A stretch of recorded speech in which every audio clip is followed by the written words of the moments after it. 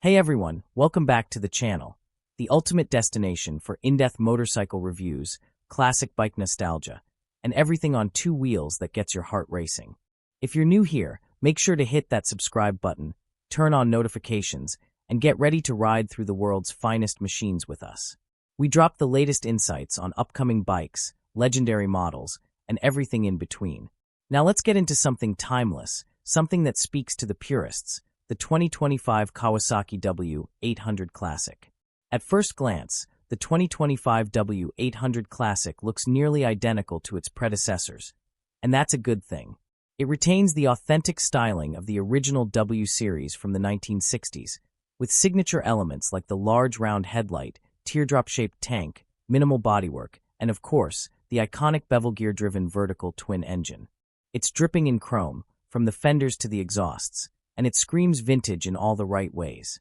That said, this year's model gets a few subtle refinements. The paintwork is richer, the chrome feels more polished, and there's a new heritage-inspired green and cream colorway that just oozes sophistication.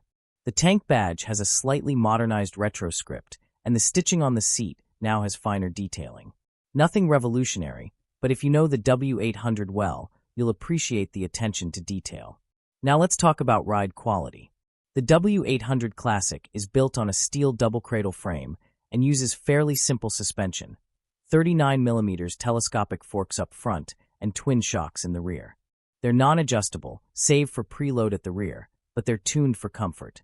You're not going to be attacking corners like you would on a sport bike, but that's not what this is about. It soaks up potholes, handles sweepers with grace, and provides a stable, reassuring ride. Ergonomics are upright and neutral. The wide handlebars, mid-mounted pegs, and plush bench seat mean you can spend hours in the saddle without fatigue. It's welcoming for new riders and still satisfying for seasoned veterans. The seat height is a manageable 31.1 inches, making it accessible to a wide range of riders, and the narrow frame helps with flat footing at stops. Could it use more power? Sure, some will say that. Could it use modern electronics? Maybe if you're into that. But if Kawasaki gave it all those upgrades, it would stop being what it is, a true retro motorcycle. It's not pretending to be retro. It is retro, and that's its strongest point.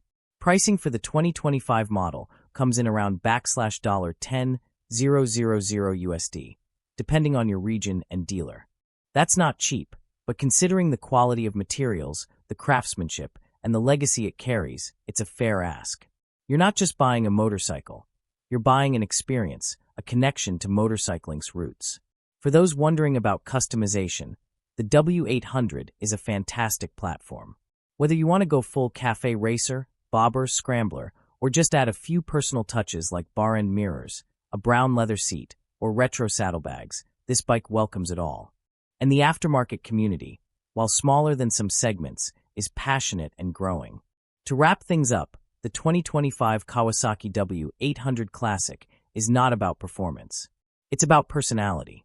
It's not about tech specs. It's about the ride. It's not a bike that will win on paper, but it might just win your heart.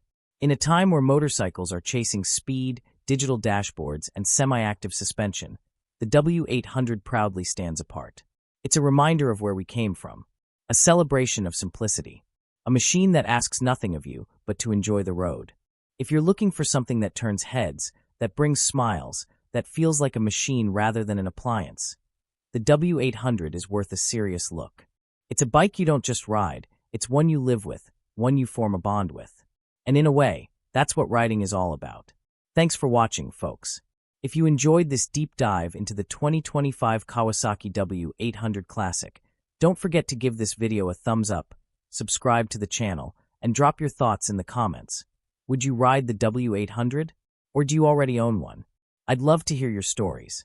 We've got plenty more motorcycle reviews, breakdowns, and nostalgic trips coming your way. So stick around. Ride safe, stay curious, and as always, keep the rubber side down. See you in the next one.